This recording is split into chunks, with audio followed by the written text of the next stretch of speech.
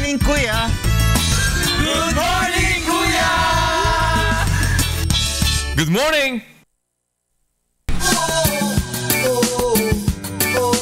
La la la la! Good morning, Kuya! Maulan na Thursday ko ngayon, September 29. Lakas-lakas ng ulan. Mula 1 ng umaga ata, maulan na eh. Di ba? Kahapon. So, Kahapon din. ano sila, dapat mag-standby lang sila at makinig ng mga balita. Kung Just in may case may pasok. mga unpassable areas or walang pasok, Yes. or unless mag-declare na naman ng walang pasok mga hapon ulit. Mga lunchtime. Lunchtime. Yan, walang bagyo Wala. Habagat lang yan. Habagat siya. Pero meron parating. But, oo. Pero may ano daw eh, may rainfall warning advisory daw mamaya. Yellow, orange. Yellow Pero and ang orange. hirap, Diego, kasi unpredictable. Ay, Dr. Sim, good morning! Oo, nagsasalita. Yes. Good morning. You're saying, sorry. Hindi kasi unpredictable, Diego, no? Hindi mo alam na umaga ba, tanghali ba, o hapon uulan. Anytime eh. Pero madalas ngayon, Doc, sa umaga, mga gantong oras. Ah, okay. Malamig. Ay, nako. Sige, pero bago lahat, Angel. Oo, meron akong tatanong sa inyo. Sino dito ang madalas managinip o Si nananaginip? Diego na naginip kagabi. Talaga? O di ba minsan kasi yung mga panaginip natin, somehow parang we feel na connected dun sa naisip natin or nagawa natin nung the day before, di ba yung mga ganun? Or sometimes there are people also who interpret the dreams, di ba? Sinasabi na, pag ganito yung dream mo, ito yung kahulugan yan. Pero the real question is, talaga ba yung ating panaginip ay may pangyayari sa buhay natin o sa buhay ng mga tao? So, syempre, sasagutin po yan ni Brother Eli Soriano sa pamagitan po ng banal na kasulatan dito po sa ating Biblically Speaking.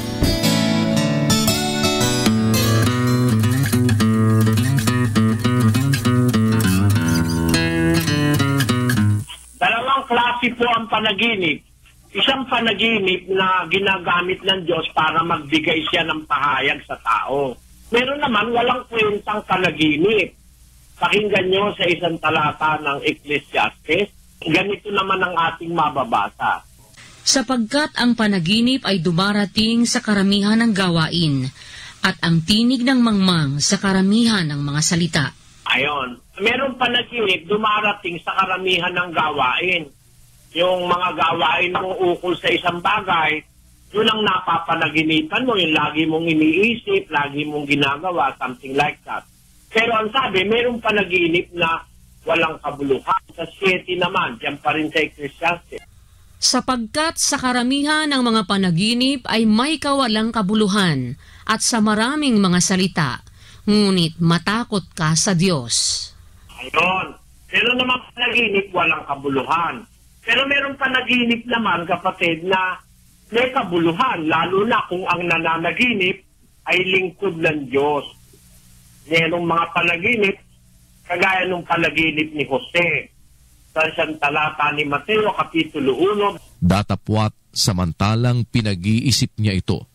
Narito, ang isang anghel ng Panginoon ay napakita sa kanya sa panaginip na nagsasabi, Jose, anak ni David, huwag kang mangamba sa pagtanggap kay Maria na iyong asawa, sapagkat ang kanyang dinadalang tao ay sa Espiritu Santo. Ayun, maliwanag na ang payo ng Diyos kay Jose, pinadaan sa anghel, nakita niya sa panaginip.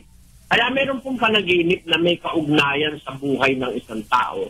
Pero namang wala, dumadating lang sa dahil na dami ng gawain o sa iniisip, kaya dumadating. Pero merong panaginip na nangangahulugan po ng pagbababala ng Diyos, pagtutuwid ng Diyos, at pagpapauna ng Diyos, kagaya ng panaginip ni Jose. Nanaginip pa nga uli si Jose nung maipanganak ng Panginoong Jesus eh. Basahin mo rin dyan sa Mateo.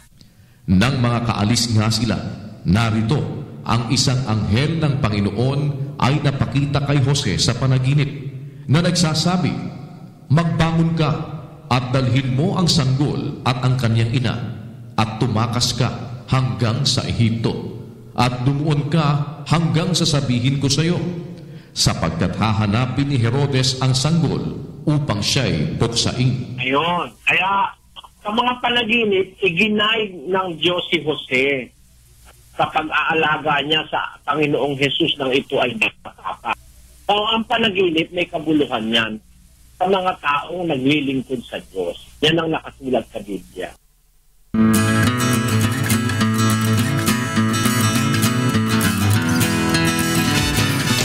Alright, maraming salamat po sa inyo, Brother Eli Soriano, sa paglilinaw na aming katanungan na kung meron bang kinalaman ang panaginip sa buhay ng isang tao. Maraming salamat po sa inyo para po sa ating Biblically Speak.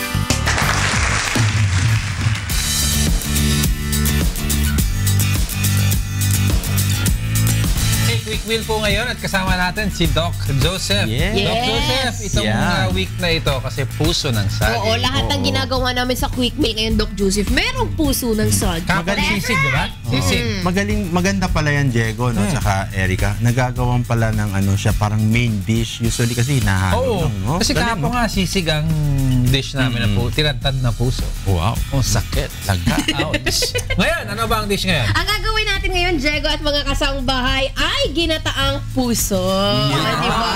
Yummy. Puso ng saging. Oo, puso ng saging. Wala mang ginataang puso lang, Erica. And syempre, ito ang ating ingredients, Doc Joseph. Of course, we have our Puso ng saging. Meron din tayong gata. And vinegar. And meron din tayong garlic and onions. Parang may yan. Sili. Yes, red and green chili and salt and pepper. Yun. Doc Joseph, paano gawin tong ginataan puso ng saging? Yes. Siyempre, dapat lagyan ng tubig sa pan. Pakuluan. Yan. Pakulo natin ang puso mo. Yun. Tapos lagyan ng coconut milk. Ito, ibang pan to, no? Yes, Okay, separate pan, Doc Joseph, coconut milk. Then, nilagyan ng sili. Yan. Onions. Garlic. Pepper, salt and pepper. Itong panghalo natin parang Para mas pinapaso. malasa. Yes. Ayan, yun yung puso. Okay. Tinadtad at linuto. Hinalo. Tapos nilagyan At ng iniwa pa. suka. Yan. Yan. Tapos i-simmer lang, wag po hahaluin pag linagay Ayun yung na. suka. Parang laing, ano? Oo, parang laing. Parang laing. Wow. Wow. Sarap ginataan puso ng saging. So yan po ang ating quick meal ngayon, umaga. Yes. Bilang nagpapasalamat ka na, magpasalamat na rin tayo. Good morning, Kuya. Would like to thank Fatrol. Ayaw mo bang tumaba? Ayaw! Go with the power of 500. Go with the power of Fatrol. And live it. Take care of your liver with Live It.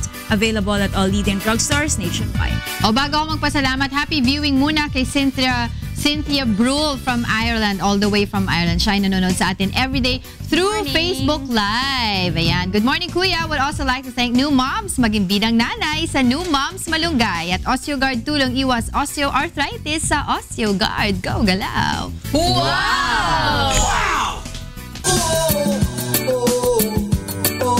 La la la la. Hoy, welcome back. 5:25 na po ng umaga. Di ba? Yes!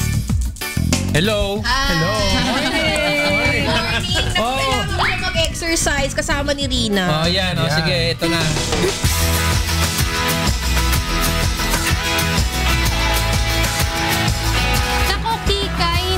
Exercise ang ating pag-uusapan, pero healthy naman to kasi ito yung mga nutrients daw that scientifically proves na it will make you feel awesome kapag daw may intake ka nito. Kasi diba nung Tuesday, dinascuss natin yung calcium, yung chromium, yung iron, tsaka yung folate natin.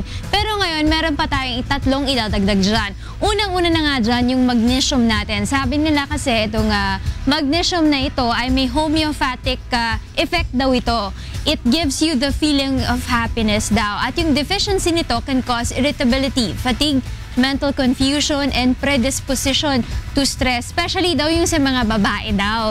Sabi kasi nila, mas mataas daw ang kailangan na intake dito ng mga babae. Kailangan sila ng 310 milligrams for women at saka 400 milligrams. O mas mataas ang intake ng lalaki. 310 para sa women at 400 milligrams naman para sa mga lalaki. Boy, kasi mas maiksi ang patience ng mga lalaki. I'll just add for the reproductive side, for men, magnesium. especially the semen. Oo. Doc, saan ba natin makukuha itong mga magnesium na ito? Anong mga food? You have hindi ko lang alam yung mga pagkain na may pero I think this is ayan, may nuts. Oo, andyan yung walnuts, yung almonds, yan, mga leaves. Cashew ba yan? Yes. Okay. Tama ka dyan, Doc. So may almonds tayo, spinach, cashews, and peanuts. Yun na yun. At susunod naman natin yung ating mga omega-3s. Yes. Yan, sinasabi nila good for brain health daw yan. And it contributes to 18% of brain's weight. Ang sinasabi nilang RDA, wala silang required na microgram or milligram. Basta ang kailangan nyo daw, eat a variety of different kinds of fish daw. Yung sinasabi nila dyan. So, and also put chia seeds, salmon, Chinese broccoli, and yung mga spinach natin. So, good daw yan para sa ating mental health, para makapag-isip tayo ng maigi. At saka sinabi nga ni Doc, good for the Skin. Nakakaganda. Yes. Nakakaglow ba yan ng Yeah, skin? nakakaglow. It makes your skin more, yung parang hindi siya kukulubutin. Yeah. Ano tawag yun? It makes it more Wrinkles. Yan. Para maging firm yung ating mga Firm. skin. Ayan. At lastly naman, itong ating vitamin B6. No? B6. Good for treating premenstrual depression, boost immune system, and neurotransmitters daw ito. So sa mga kababaihan, kailangan natin ang ating vitamin B6. Ang importante nga sa atin ay magkaroon tayo ng intake na 1.3 micrograms for adults yan. So, kailangan nakukuha natin ito sa mga chickpeas, tuna, chicken breast, salmon, at saka yung ating mga cereals. Ayan. So, tandaan nyo na kailangan sa atin ng magnesium, omega-3s, at vitamin B6, lalo na habang tayo ay tumatanda.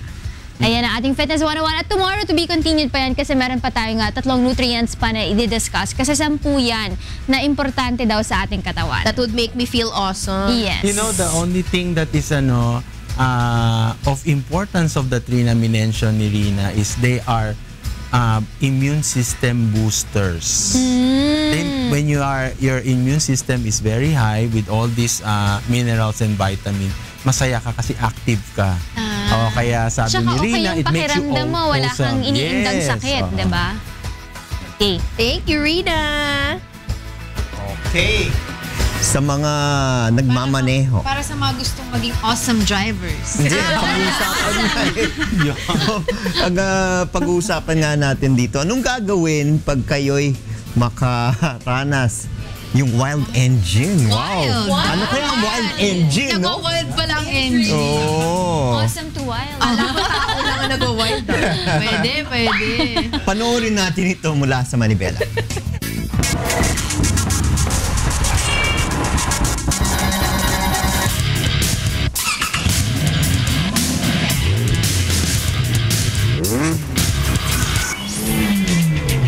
May sasakyan kasi tayo yung mga old model, yung hindi na ganito kabago.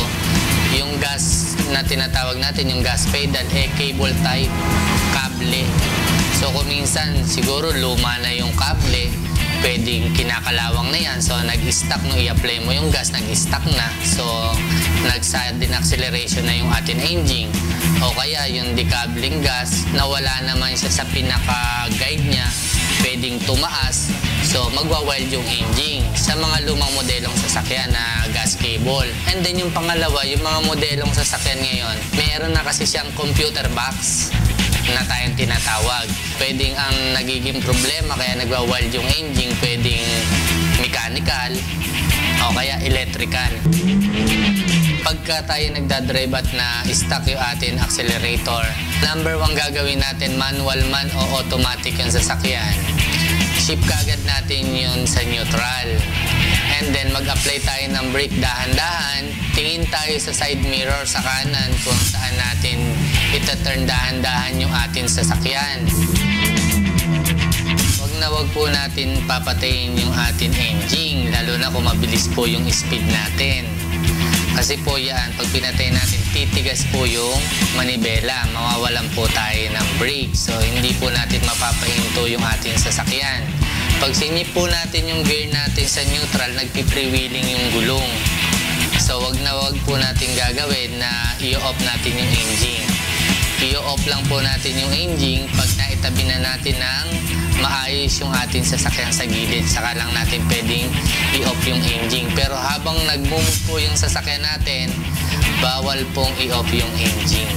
Yun ang wag nating gagawin.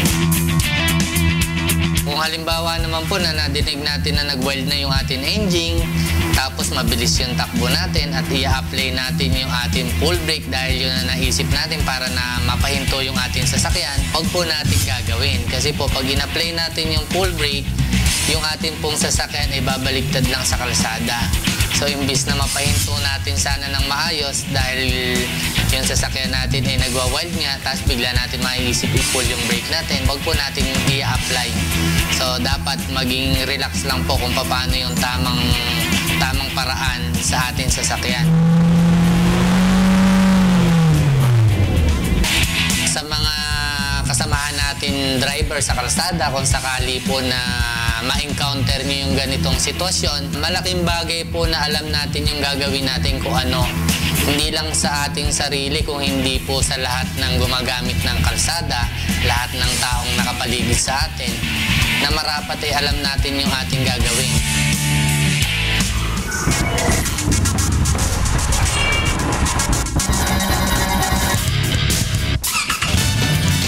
Yung wild engine, hindi yan mahilig mag-party,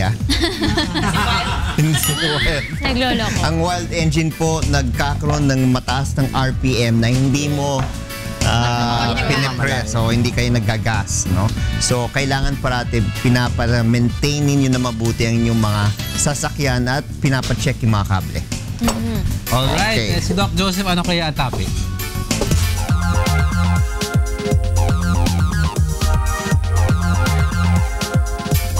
Yes, so andito na naman tayo sa medicine class. So, yes, kompleto ang talagang tumawa, no? Kompleto ang estudyante ko.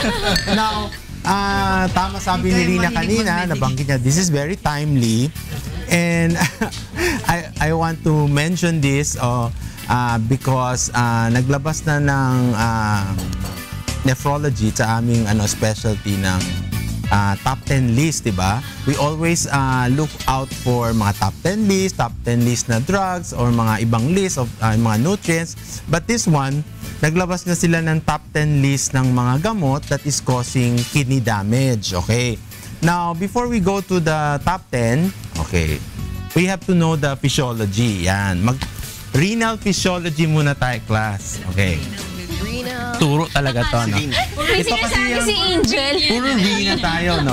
Pag inano natin, yung kidney natin, if you try to see our kidney, these are bilateral, no? Kaya siya very, very unique and very complex because it is made up of what? Two portion.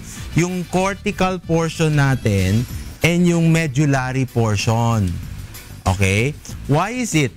Yung outer portion natin na cortex and the medullary, later on you will see it is interconnected with a lot of tubules. Okay? Now, yung tubules, makikita mo, meron din mga certain units. Yun ang unit, yun ang ibig sabihin, pinaka-importante yan sa kidney. Okay? You have to bear in mind that your kidney, class, has 3 function, talagang class. Filtration. So, lahat ng kinain natin, i-filter. No? Then, i-reabsorb. Tama? Tama yun, Monica. Pag ibig sabihin reabsorb, pag nandyan na sila lahat, nagpila-pila na sila, ano pa ang pwedeng kunin at ma-utilize? Then later on, yung last function is secretion. Yun ang itatapon na.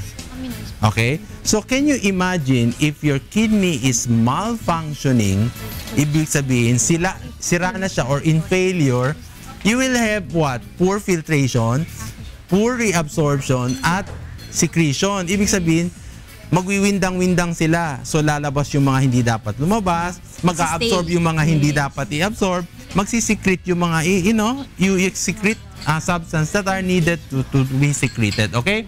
Then you have your renal pelvis and the ureter. But we will concentrate on the substance. Okay? Meron pa tayong picture ng tubules dyan. Okay. We'll show the tubules. Yes! Ito ang pinaka magandang parte ng kidney, no? You have your glomerulus. Ito yung unit natin.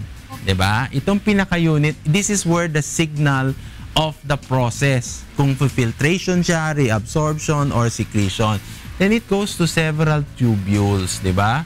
Itong tubules, Monica, meron sa cortex, meron sa medullary. Di ba ito yung part ng kidney natin? Sabi ko, the outer portion, the inner portion. Why? Kasi, pag hindi mo na-filter, hindi na-catch nitong tubule sa medullary, bago siya lumabas, ika-catch siya ulit ng isang tubule, another tubule, within the cortical area. So, itong system is double. Meron siya sa medullary, meron rin siya sa cortex. So, makikita mo, yung kidney natin is made in such a way na ang galing. Di ba? So, pag hindi mo nakuha yung toxin, as it goes to the other division, isasalain siya ulit. Parang hindi siya hindi siya makakaligtas. Now, the only thing is, magkakaroon ng problem with reabsorption of electrolytes when this is in failure. Okay? So, importante kasi, ang kidney natin is highly functional. Kaya meron tayong GFR, glomerular filtration rate. Diba? Inaano ng doktor para malaman kung rate. Okay. Now, kung nagse-self-medicate ka, nag-o-over-abuse, yung sinasabi natin minsan ng doktor, OA. Alam mo yung OA ka? Overacting. Overacting ka kasi ayaw mo magkasakit, natatakot ka magka-infection, inom ka ng inom ng mga gamot na yung mga mahilig kay Dr. Google. Yes, oo. Dr. Google, Google. Yes. O kunyari, sabi ni Rina, sabi niya kay sabi ni Monique, parang masama pa ka. Ito maganda sa akin to. Inumin mo, 'di ba? So you end up having what? Resistant, and you will eventually destroy the whole filtrating system of your kidney. Okay? So ano tong mga gamot? Okay? Isa-isahin natin. Number 1 is your antibiotics. Ito yung lagi ko sinasabi, ayaw na ayaw ko. Umiinom ka na self-medicated or minsan yung ibang ating colleague, hindi tinatapos o yung nagpre-prescribe, hindi naman alam kung anong bacteria ang piniprescribe. Nangyari kapag hindi nila tinatapos, yung usually 7-day, no, yung antibiotics. Oo. Yun na 7 days. Nagkakaroon kayo ng ng resistance or non-functioning yung gamot. Kasi meron tayong therapeutic index 'Di ba? Yes. Meron tayong mga therapeutic index that we need to see kung hindi magfa-function yung antibiotic. Like yung mga cephalosporin. Yeah. 'Di ba? Yung mga some areas aspect of your penicillin. So pwede 'yon, 'di ba? Minsan ngayon, yung cephalosporin, kasama dyan yung mga ciprofloxacin, diba? It is being abused. If you abuse that, you go to a higher level of antibiotics later on. Okay? Second, analgesic. Yan. Inom tayo ng pampain, NSAID, diba? Minsan, iinom ka ng for headache, instead na isang tablet, 2 tablet, kasi gusto mo mawala. That is bad. Kasi if you overdo it, baka hindi ma-excrete ng kidneys mo. Pag hindi ma-excrete, mag-i-stuck siya sa system mo. It becomes toxin. Okay? Next. Yan. COX-2 inhibitors. Ito yung mga pang-arthritis, mga NSAID, di ba? Yung mga sakit-sakit dyan, di ba? These are all pang-pain. So if you drink this, kasi feeling mo, mayroon kang rheuma or back pain or lower back pain, you drink it, you overdo it, it can be what? Cause of renal failure to your kidneys. Okay? That is the third. Then the fourth, yan. Ito yung mga H2, reflux, hyperacidity, di ba? Oo. Nakatano kayo yung Monica. Minsan kasi, if you have hyperacidity, you will just be prescribed by your doctor mga 2 weeks, 3 weeks. Sa takot natin magkaroon tayo ng ulcer, minsan ginagawa natin 1 buwan, 3 buwan, 2 buwan. You overdo it and you have problems. Ito yung mga omeprazole, yung mga esomeprazole, mga pag-ulcer. Okay? Next. Ayan, antiviral. Mga pang-viral, mga for HIV. Hindi naman HIV, marami tayo, mga systemic disease, di ba? Yung acyclovir, that is number 1. Di ba meron tayo pag viral inom tayo ng gamot. Yung pinakamalakas, gusto natin, Monica. Pinakamalakas, di ba? Para mabisa. Yung pinakamalakas, hindi naman tama, you end up having problems. Okay? Next. Ayan, lumalabas. Antihypertensive. Lalo na yung mga captopril, di ba? Marami tayong mga antihypertensive na minsan binibigay lang. Kunyari, si Erica. Oh, meron ako mga gamot dito. Iniinom ng tatay ko, ng lolo ko. Binigay mo kay Talia. 'Di ba? Sa relative. Oh, ininom ng isa. Bakit? Anong mangyayari? Pag hindi tama, even your antihypertensive, bumababa yung BP, hindi lang 'yon. It can destroy your kidneys. Okay. Next one. Yan, rheumatoid arthritis drug. Okay? Pag titingnan natin, no, lahat ng for pain, pang mga arthritis na gamot are very, very strong and their adverse effect is to cause renal failure. So, huwag kayong iinom ng mga ano-anong for pain. That is a no-no. Okay? Next drug. Yan, lithium. Lithium is for, ginagamit natin for mga bipolar. Yung mga psychiatric, antidepressive, alam mo, bipolar behavior, yung mga minsan masaya ka, mamaya depressed, diba? Okay, so hindi rin pwedeng marami yan, extreme. Okay, next, I think we're down to the last two. Anticonvulsant, yung mga nagsisisure. Mga kinukumbulsyon, inaatake, nagugulat, no? So all of these drugs should be prescribed. Hindi pwedeng basta-basta tinetake lang, bibili ka. Pag gusto mo, hindi ka pupunta sa doktor, Dok, kainin ko na lang, inumin ko na lang, may prescription pa naman ako. Okay? Next. Yan, chemotherapeutic drug. I think this is the last one. Yung mga cyclophosphamide, mga methotrexate. That is why when you have strong chemotherapeutic drug, sometimes it not only decreases your immune system, it can also cause kidney failure. Okay? So, dapat nating ingatan lahat ng I think this is the last, right? Okay. Lahat ng mga na-mention natin, from antibiotics to chemotherapeutic drug, importante yung nabanggit natin, yung system natin. We should preserve the kidney para ma-filtrate niya lahat, just enough, masala niya, kasi mga gamot pwedeng isala, then ma-reabsorb niya at mailabas niya yung mga tamang dapat ilabas. Kung hindi, you'll end up having problems and you can cause kidney failure. Okay. Question, class? Dok, ako question lang. Sabihin natin kasi yung ibang mga sakit dyan at mga gamot, medyo applicable sa akin. Like, yung sa hyperacidity, yung sakit sa ulo, yan talaga yung madalas na nararanasan ko. Pero, Doki, kung kumwaring sabihin natin, effective naman siya sa akin, would it still be have the same effect sa kidney ko? Or yes. It's the Pag same. long term, no, you're talking about long term. Pag ngayon kasi, Monica, hindi mo mararamdaman. Yung effects. Oo. So, if you have long-term use of the substance, kaya may sinasabi tayong substance abuse. No? If you have substance abuse, then little of those chemical substance that are not metabolized by your liver or it's not excreted sa kidney mo, they will be part and parcel of kidney failure later on. Kasi magstay yan sa system mo eh. Kahit na magstay siya sa ibang system mo, hindi siya pa sa kidney, pag bumalik ulit sa kidney, it will destroy the kidney.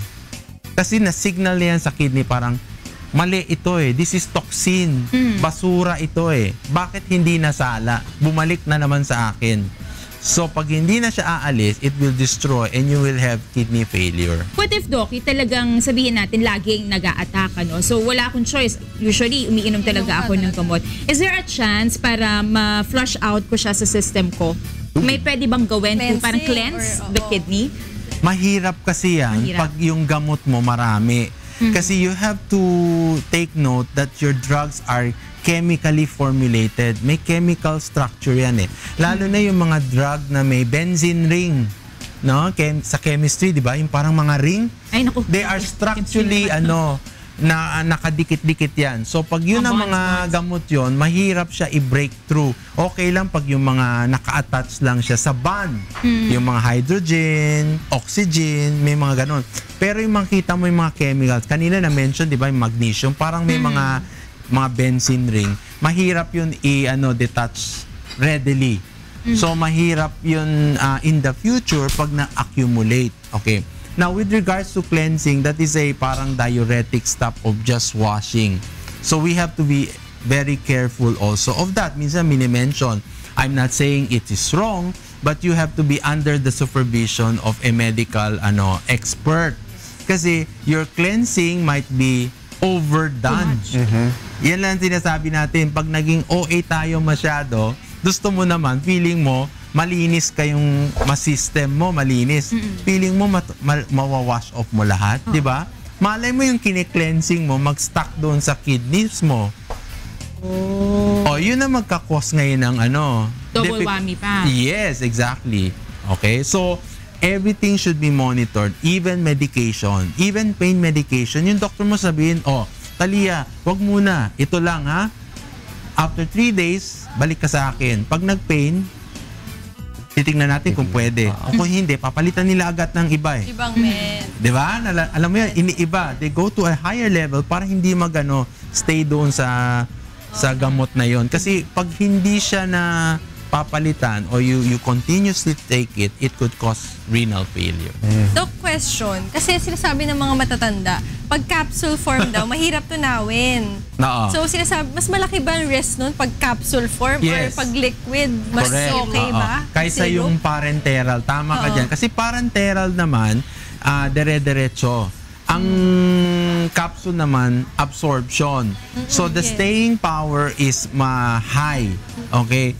Pero, when you talk about renal failure, pag mali ang gamot, mas mabilis ang parenteral kasi dire-diretso sa blood system mo.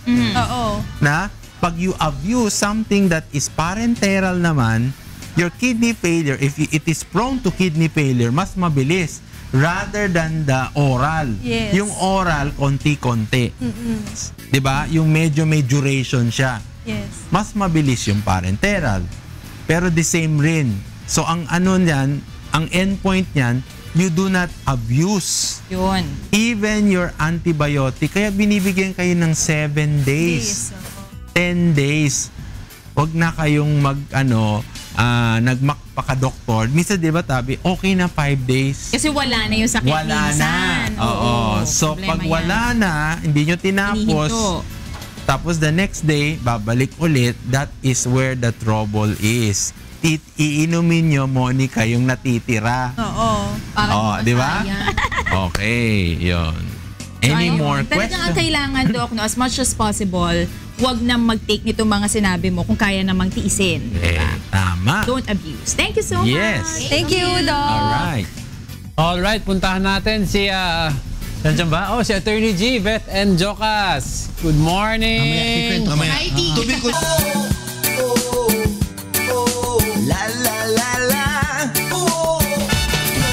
Welcome back po sa Good Morning Kuya. Talia, ano ba meron? Ano meron? I-consulta mo. Of course.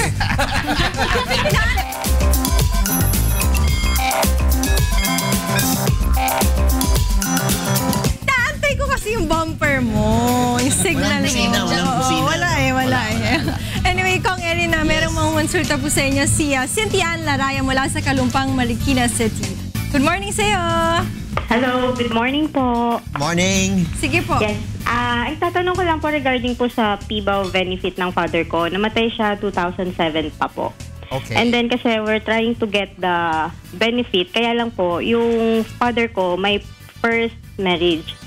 So, hinihingan po kami ng benefit, ng death certificate ng unang niyang wife.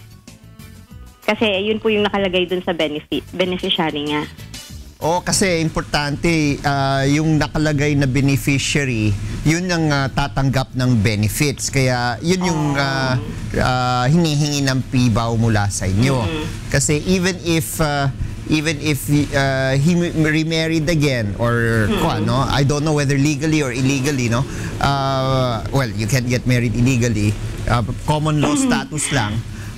Then maski sila yung nagsasama, ang i-recognize ng PVOW yung nakasulat na original spouse. Okay, pero po kasi kasal din naman po. Actually, 3 beses po yatang kinasal yung tatay ko. Naku! So ang nangyari, hinihingan naman po, sabi sa PVOW, pwede naman daw namin makuha yun kung makakapag-provide kami ng death certificate ng first wife. Kaso wala po kaming, hindi po namin alam kung paano kami makakakuha. Well, kung alam ninyo yung pangalan, tapos pwede kayo pumunta sa Philippine Statistics Authority, baka naka-record dyan yung death nung first wife. Okay, alam po namin yung complete name niya kaya lang po, makakakuha po kami nun ng death certificate. You can inquire mula sa Philippine Statistics Authority to find out kung talagang may na-register na certificate of death. Usually kasi nire-register rin po nila yan.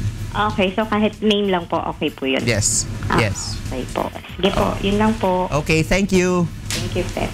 Thank you, Kong. Thanks. Meron pa? Wala na. Sige, syempre Thursday ngayon. Sino ba bisita pag Thursday? Hindi mawawala si Ninang Risa, makakasama natin. Sige, papasukin mo na si Ninang. Hi, Doc Joseph! Hello! Hi, Ninang! Good morning! Kasama na naman natin si Ninang Risa. Every Thursday.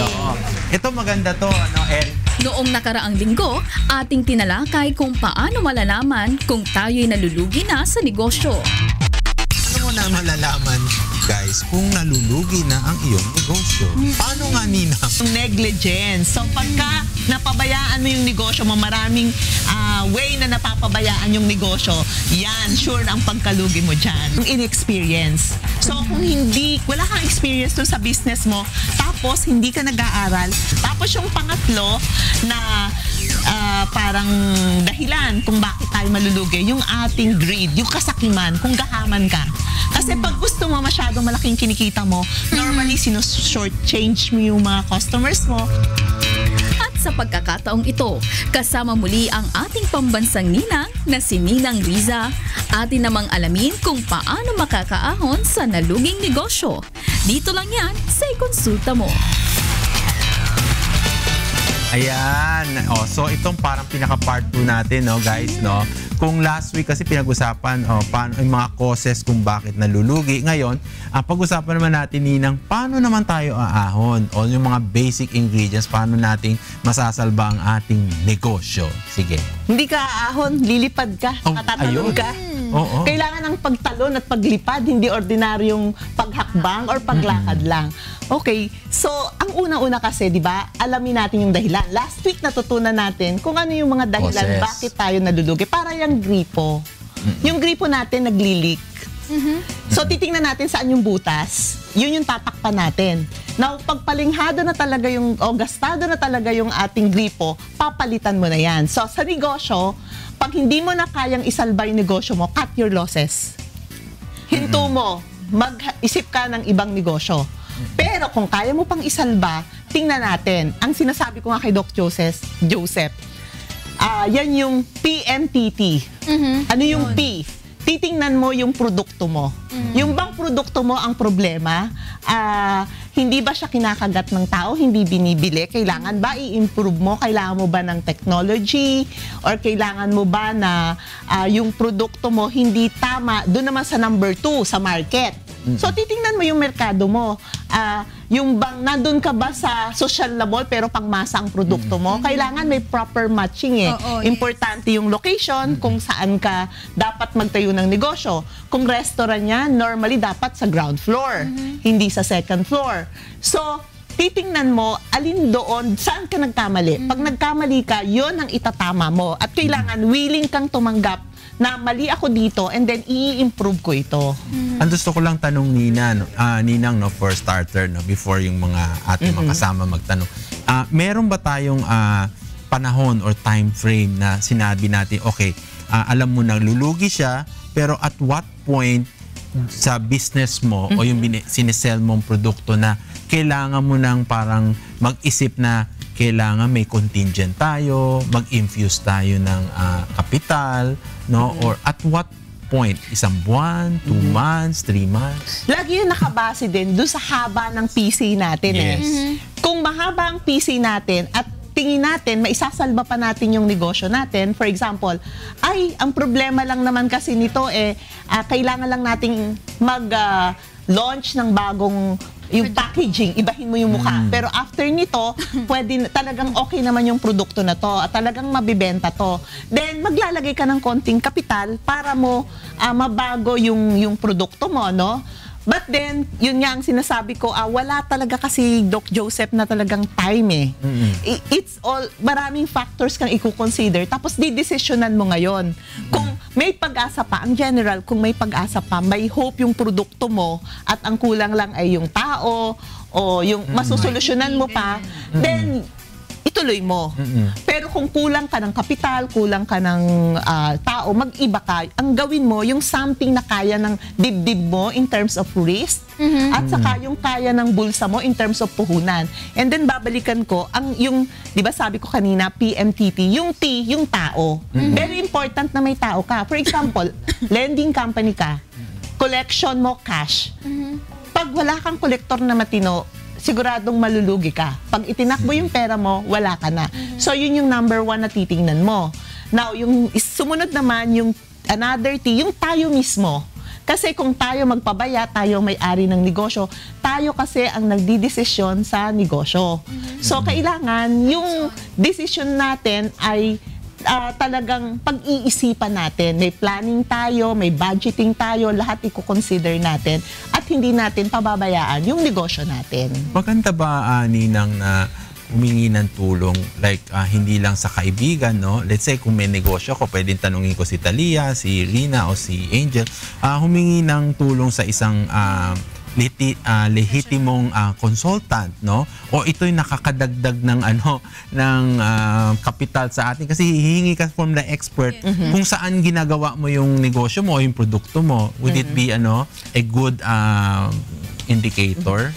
Makakatulong yan, Doc Joseph. Sabi ko nga, kailangan alamin natin ano yung kailangan natin na expertise. Kung kailangan natin ay, for example, sa produkto ay yung tungkol sa technology ng produkto mismo, then yung expert to nang kukunin natin kung hindi natin yun alam.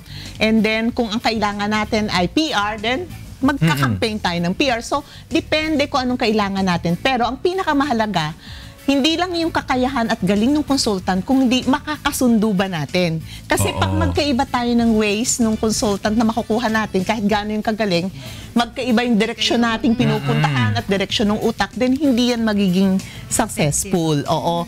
So basically, talagang ang pagninegosyo, nasa atin yun Except if we're so big, like a big corporation like the Ayala companies, na meron ka talaga mga professional managers and you're just a shareholder. Pero ang pinag-uusapan natin po dito ay yung maliliit na negosyo at pagka ganon, kailangan talaga tayo ang tututo. Pag nalugi na ba yung negosyo mo, Ninang, agad-agad ba kailangan ka magbukas ng panibagong negosyo mo para makaahon ka doon? O kailangan mag-stop ka muna, mag-relax ka muna, tapos mag-isip ka muna ng gagawin mo? Kasi yung iba agad-agad silang nagbubukas ng panibagong negosyo para makaahon agad doon sa nalugi nilang negosyo. Tama yan, Rina. Pwedeng magbukas ka kaagad, basta ang importante, alam mo yung bago mong papasukan na negosyo at meron kang kapital, hindi lang pera, kundi yung oras mo, yung mga taong kakailanganin mo para doon sa pagsisimula ng bago.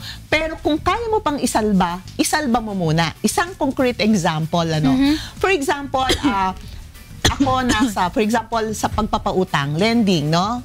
So, may market ka, pero sabi ko, bakit ngayon parang mahina na, parang minsan mas malaki na yung expenses mo kaysa ron sa kinikita mo. So, titingnan mo, and then nakita ko, teka, yung produkto, kasi kahit pagpapautang yan, may mga produkto For example, nagpapautang ka sa mga pensyonado, sa mga empleyado. Ngayon, sabi ko, bakit ganon? So dati, mga pensyonado yung pinapautang ko. Kaso, ang dami nagbukas na gano'n. Kasi madali lang Once a month lang ang collection, pupunta lang sila sa office, yung ganyan. But then sabi ko, ang problema is the competition. So, anong gagawin ko? Hindi ko isasara yung company ko, but humanap ako ng ibang produkto. So, ngayon, for example, nakita ko yung SM. Di ba ang SM tingi-tingi, masa? Yes. Sabi ko, pwede ko rin gawin yan dyan. So, ang ginawa ko ngayon, nagpunta ako sa mga palengke. Mahirap, kasi talagang araw-araw yung collection, pero maganda rin siya. Kasi natutulungan mo rin yung maliliit Parang instead na hindi ka magbubumbay, syempre yung interest rate mo, mas maliit kaysa dun sa Bombay. Pero ang pinuntahan kong market, yung masa, yung pinakamababa. So, pwede kang mag-change ng strategy. Instead na magsarado ka ng negosyo mo. So, the same business, but different product, pwede yun. Pero Ninang, ask ko din, sige, since na-mention mo na rin yung utang, yung credit, kasi, okay, example, my business is losing money already, but I still want to save it, diba? Pwede bang iutang ko yung pang-save ko doon sa negosyo ko? Pwede rin. Or kasi, baka naman hanggang leeg na yung utang ko, umabot na hanggang... Pwede rin yun. Titingnan mo, ano ang rate of return mo. So, kung ang return of investment mo, for example, is 20%, 30%, ang utang mo naman 10% lang ang interest, pwede. Kasi 'di ba ang ating rule is okay lang mangutang sa kahit anong panahon, kahit kanino, kahit anong pagkakataon, basta lang yung interest ng inutang mo ay mas maliit kaysa doon sa kikitain mo. Pag wala kang kikitain, gamit ang inutang mo, huwag ka nang mangutang. Okay. Lugi na ba ang negosyo mo pag sinabi mo nabawi mo yung kapital mo pero super tagal? Matagal na panahon bago mo siya nabawi. Lugi ba yun? Hindi mo rin masasabing lugi yun kasi pwedeng puhunan mo yun para sa susunod na panahon ay kitang-kita ka naman. Okay, last question, pwede pa? Hindi, kunyari meron kang dalawang negosyo, dalawang branch, no? Yung isa hindi masyadong kumikita, yung isa kumikita. Can yung isang branch mo compensate to the other one para umimprove, or you have to close yung isa? Actually, it's a very good strategy, Doc Joseph. Pwede kasing ginagamit mo lang yung isang branch na hindi kumikita, pero meron kang nakukuhang ibang ganansya doon. So, for example, nandun ka sa SM Mega Mall, tapos mahal yung renta, pero maraming nakakakitang tao, di ba? So, parang pwedeng marketing mo yun. Pero mas malaki ang kita mo sa Green Hills, sa mga tiyanggi-tiyanggi. Pwede rin naman ginagamit mo yon for prestige of the company. So that if you go to the banks, if you get a loan, meron kaming pwesto dito. So, kung gagamitin mo siya, meron siyang ganansya na hindi lang monetary, then pwede mo ring gawin yon. Okay, last message, Ninang, bago tayo mag-wrap up sa ating mga televiewers. Ang sasabihin ko lang po, kay negosyante tayo sa tunay na buhay, nalulubog tayo, ang kailangan lang tapang, lakas ng loob, at syempre yung paniniwala natin sa Diyos, at tsak makakaahon tayo. Ayan, yan ang mga payo ni Ninang Riza tuwing Huwebes sa yung ating finance. Okay, Diego? Thank you, Ninang, Doc Joseph, and it's What's for Breakfast.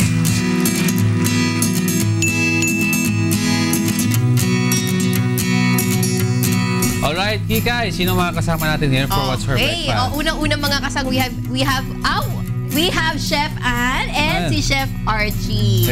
Good morning sa inyo. Alam mo, Diego, nakabalik na sila last year, pero ngayon lang sila ulit nakabalik. Kaya welcome back once again. 1 year na pala yun, no? Yes. Alright, sige, sino ba muna? Unahin natin si Chef Ann. Chef Ann, ano ang pinipare mo for us this morning? Ayan, so ang pinipare ko po sa inyo is sizzling gambas with tofu. Wow! Yes, so very healthy rin siya, tsaka budget friendly. Budget friendly. Alright. Sige, Chef, ano ba ingredients ito? We have shrimp, and syempre yung tofu, yung bawang sibuyas, mantika, green bell pepper, and then chili sauce and oyster sauce. For garnish, we have the egg, and then sili na green, and then spring onions. Spring onions. Yes. Alright. So, ano ba ang procedure nito? Okay, so first, ginisa ko muna yung bawang at sibuyas sa mantika. And then later on, nilagay ko yung hipon. Ayan. And then, hinintay ko lang siyang maluto or mag-red. And then, yun, yung chili sauce. And then, oyster sauce. Ayan. And then, sugar, salt, and pepper for taste. Ayan. So, if ever, kasi yung iba kinoconsume din yung parang tinatawag na taba ng hipon. Yes. Yes. So, nilagay ko rin siya para mas malasa. Okay. Yes. And then ito, ano ito nilalagay? Ito yung oyster sauce. Yung oyster sauce, and then yun yung taba ng hipon. Yung tataba ng hipon. Yes. Tapos di ba dapat maingat sila sa pagluto ng shrimp dahil ano, di ba? Pag nag-overcook, nagiging ano? Rubbery? Yes, rubbery po siya. Ito tofu, ito na yung tofu. Yes po, yan na po yung tofu. Alright, tapos hahaluin na lang. Ayan, sizzling plate. Yes, sizzling plate. O, tapos binabutter down mo? Yes po, binabutter po. Ano yung salted or unsalted dinagay mo? Unsalted po. Unsalted butter. Ayan, o sige, kayo nagugutom na. Titingnan ko pa lang, oh my God. Sarap dyan, Erika, mainit na kanin. Oo, yun na lang ang kulang. Yung pa sizzling gambas with tofu ni Chef Ann. Wow! Pero meron tayong interesting dessert na nakikita dito. Parang, yes, so naghanda rin ako ng dessert. Yes, so tinatawag ko siyang lemon de Mercedes. Para siyang braso de Mercedes pero with a twist. With a twist. Nilagay ko siya sa lemon. So you cooked it sa lemon mismo? Yes, sa loob? binake po siya. Para hindi rin masayang yung mga shell ng mga fruits. Pwede rin, ano? Alright, Chef, ano ba, before anything else, mag-promote tayo? Yes, we have our family business which is Daniel's Catering. And then, ayan, Instagram and Twitter, you can contact us. And yung number is naka-project naman din po. Ayun, may pabatiin ba? Hi, thank you po sa pinsan naming dalawa, si Chef Mel, sa pag-encourage sa amin dito. And, ayun, hi din sa mama ko sa bahay. Hi, Mama. Thank you, Chef. Thank you, Chef. Erika. And yun naman, mga kasangbahay, puntahan natin si Chef Archie. Good morning, Chef. Ano pa yung ginawa mo for today? Actually, ang piniprepare ko is garlic chicken, stir-fried garlic chicken. Ooh, stir-fried garlic chicken. May hipon na, may chicken pa. Oo, saan ka pa? Saan ka ano pa yung mga ingredients mo na ginamit dito, Chef, sa ating dish today? Okay, so gumamit ako ng chicken breast fillet, then 1 whole garlic, then Worcestershire sauce, then soy sauce, then we have the ground black pepper. We also have olive oil, then unsalted butter, then the liquid seasoning, a pinch of paprika, then dried chili flakes. So optional lang naman siya. Then plus, gusto mo. Kung gusto, then brown sugar. Okay, yan yung ating mga ingredients for today. And paano ito gawin, Chef? So at first, nagsaute lang ako ng garlic. And then after saute na yung garlic, nilagay ko na yung chicken. Then nilagay ko na rin yung mga seasonings like yung soy sauce, Worcestershire sauce, then yung liquid seasoning, plus yung pepper, then yung sugar, then yung paprika. So nilagyan ko rin siya ng dried chili flakes. So yung chili flakes actually optional lang din. Tapos hahaluin lang natin ng maigi. Lang siya, then isi-simmer lang natin siya hanggang sa lumapot yung sauce. Mga gano'ng katagal, Chef, natin isi-simmer itong stir-fried garlic chicken? 3 to 5 minutes. Ay, madali lang. Oo, kaya ayan na mga kasangbahay ang ating stir-fry garlic chicken ni Chef Archie. Ano po ang social media accounts ninyo? I have a social media account, yung Facebook. So, Archie Depositor Tolentino. Add ka na lang nila. Yes. Pwede sila humingi ng mga recipe sa'yo. Yes. Okay. Meron ka bang contact number, Chef? Yes. Yung contact number ko is 0932-619-8427 and 0917-344-7278. Okay. Sino pa ba may cupcake at nandala siya. Ay, oo. Nakalimutan ko. How could I forget? Yes. Gawa mo rin to, Chef. Yes. Itong cupcake. Anong klaseng cupcake yan? This is green tea cupcake. Matcha. Yes. Ooh, like that. Cappuccino butter. Ay, masarap. Buttercream, yes. Okay, thank you, Chef. May babatiin ka ba? Hi sa mga colleagues ko sa UE and sa mga students ko. Wow, natuturo ka rin pala. Thank you. Thank you, Chef Ann and Chef Archie. Hoy, maraming salamat sa ating dalawang guest chef for this morning and for a yummy breakfast, no? Gusto na kumain. Pero bago ang lahat, syempre, tuloy-tuloy po ang ating serbisyo dito sa Good Morning Kuya. Meron pa tayong isa pang panauhin na kasama ni Kong Erin. Meron para sa ikonsulta mo.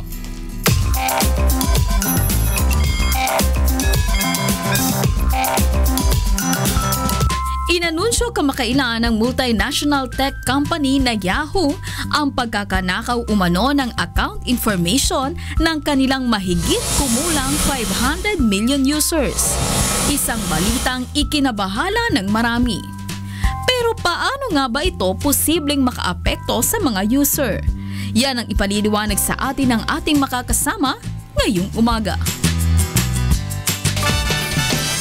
Okay, good morning. Ay, Mari, ito din. Kasama natin si Mr. Dondi Mapa.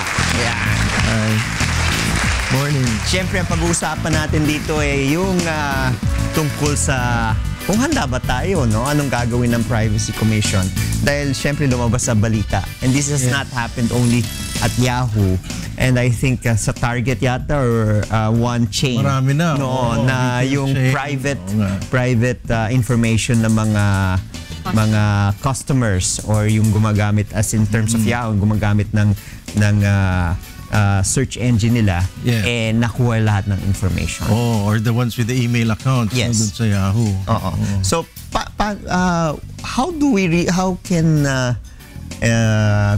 people who use this the internet, no, how can they really be safe from hackers and from pirators who would get all this information? Well, it's a partnership, no? Kagaya ng mga, alam mo yung hand sanitizer sa hospital, di ba? The hospitals are the ones that install that and they refill it every day. Yes. Pero ikaw, kung hindi mo ginamit yun, hindi ka rin mapoprotektahan, di ba? So, in the internet, ganun rin, dalawa rin ang yung internet company na maglalagay ng sanitizers, pero ikaw, kailangan gamitin mo rin yung mga sanitizers na yun. So, what are some sanitizers on the internet? Things like the ability to change your password. Okay. So, dapat gawin mo yun medyo regularly. Oo. Tapos gumamit ka ng passphrase, no, kung pwede. And then the third thing is also to use what we call two-factor authentication. No, so pag nag-log on ka, prompt yung password mo, then sasabihin, may code na ipapadala dun sa cellphone mo. So, yun, ipasok mo yung code. So, kung may two-factor authentication, that's one of the strongest ways of sanitizing and protecting yourself when you're on the internet. But would you say the one of Yahoo was yung kasi mukhang hindi massive yung pagkuha, so it was not based on not necessarily password connected the user, no? And in fact, more details are coming out about the breach, no? So actually nangyari pala to nung 2010, marami nang na-attack. And then Google and some other companies, they already started increasing their firewall. Their firewalls, reports, and so on. Pero yung Yahoo, medyo naiwan sila, no? So, siguro inatake sila ulit. And it's coming out that itong massive breach, nung 2014 pa pala nangyari yun. And then na-detect na lang nila recently. And the unusual thing about the announcement is they didn't even announce that they were breached. Their announcement was, meron na palang kaso. May lawsuit na na-file ng mga Yahoo users, ano? Kaya lang sila napilitan na ilabas tong balita na na-breach na pala sila.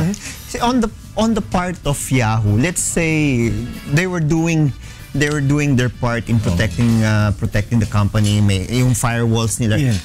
Ang problema, hindi natin may mga magagaling talaga na hackers na walang ginawa buong 24 hours or 48 hours kundi no, yung katulad sa swordfish, di ba? Walang ginawa kundi find a way to get in. Let's say like a company like Yahoo, are they liable if they were doing their job naman at wala mayroon talagang mas magaling? Again, there's a basic level of diligence that you have to put in place. No? And as I mentioned, there are already facts coming out that they have been remiss in doing certain things to strengthen the security of the user base. Now, for example, pag nalaman na na-breach ka na, one of the things that happened a few years ago with LinkedIn, for example, was automatic reset. Sinabi na sa kanila, sa mga users nila na as of today, you have to log on and you'll be asked the security questions and then you'll be able to change your password. So, that's one thing, for example, that Yahoo did not do when they discovered the breach some years ago. Na yun, at that point in time, 500,000 users pa lang ang affected. No, at least kung nag-reset na sila doon, kahit na nakuha yung 500 million, hindi na magagamit yun, ano? Kasi outdated na yung passwords na yun. In connection doon po sa tanong ni Kong Erin kanina kung can we hold Yahoo liable nga dun sa massive breach of data, no? Kasi di ba they're saying nga na itong mga companies na to, they hire what they call white hackers para nga ma-test yung security ng kanilang website, no? So can a user, kanyari ako, di ba, na nakuha yung data ko, demanda ko yung Yahoo kasi parang you didn't do your job to protect my account, di ba? So ano po yung mga dapat namin gawin? Yes, in fact, in the US, there's already a class action suit. Class action suit. No, in fact, more than one. Multiple class action suits na nga, ano. And in the Philippines naman, you can also file a complaint with the National Privacy Commission. Yes. And you can even claim for indemnification. No? So let's say you suffered certain damages, no, from the breach of that data. So let's say ginagamit mo yung Yahoo Mail mo to do certain business arrangements, no? Let's say nakuha yung kontrata doon, and then because of that nanalo yung competitor mo dahil you have to prove. Yeah, you have to go through the steps, no, of filing a case. But as I said, no, even with the National Privacy Commission, we can already assist with the investigation for that. No? We've talked to some people from the Privacy Commission also. Ano yung steps na ginagawa ng Privacy Commission dito sa local situation natin para to remind yung mga companies, no, lalo banks. Ang latest na syempre na alam natin yung sa Comelec, no. To make sure that they protect their websites from hacking. Alam natin yung may grupo dito, yung Anonymous mahilig pumasok sa government websites just to say, oops, your system's not working, your firewall is not working properly. I think as a public, the message we have to give is that if you cannot protect me in cyberspace, how can you protect me in the real world? So if you cannot protect my personal information on your database, how can you protect the integrity of the votes that are being counted? Or for a bank, if a bank cannot keep my personal details, they cannot protect it, how can they protect the money in the real world? So cyberspace has become the proxy for the real world. Ito nga parang nangyayari kasi park at your own risk, di ba? And ngayon, highly paid ngayon yung mga people who are protecting the different institutions. That's right. And as a country, we also have to show that we're able to put this data protection framework in place. No? Kasi sipin mo, ilan ang milyones na nagtatrabaho sa BPO industry. Yes, I can imagine. At pag nagkaroon tayo ng reputation na madali tayong i-breach, lahat ng BPOs na yan, aalis. So, sino mag-employ ng 1 million workers who will be out of a job? Chain reaction.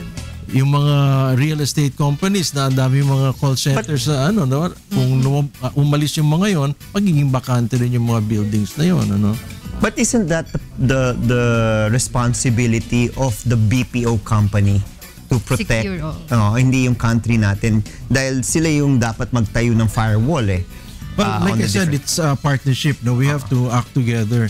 Just in the case with the hand sanitizer. So we also have to make sure that even of course, the companies will put in place, these firewalls, these tripwires, and so on. But even the employees, they have to make sure that they're also following all of the precautions that are in place. Kasi baka mamaya inside job yung mangyayari, di ba? Yung papasok sila ng USB or yung cellphone. Even cell phones have already been used by hackers to penetrate cyber defenses. Anyway, alam ko ito bago lang ang Privacy Commission, maraming haharapin ito dito sa ating bansa. But it's good to know that they're there to help us. Diba? And syempre, kailangan hand in hand rin yan with the FOI, no? Dahil meron tayong FOI legislation na supposed to be in the process of being legislated. It would be good if the legislators look at what other countries have done. No? Because in other countries, yung FOI at yung Privacy Commission, pinagsama na yan. No? Because usually, pag humingi ka ng information, sasabihin sa'yo ng ahensya, hindi pwede dahil sa privacy. Ano? So, pupunta ka pa ngayon sa Privacy Commission para i-verify kung totoo yung sinasabi, di ba? Kung isa na lang yung pupuntahan mo, mas madali para sa publiko. Okay. Maraming salamat, Dondi. At I'm sure we'll be able to invite you again to talk about this interesting topic. Diego. Oy, thank you, Kong. And bago tayo lumipot, si Erica, kulit. Go, Erica, go. Pinabati lang namin si Harry Sarah from Las Vegas. Hi, Bob! Si Doc Sara din nanonood. Good morning sa inyo. Doc Sara. All right, Attorney G. Happy Beth. birthday, baby Han. Hi.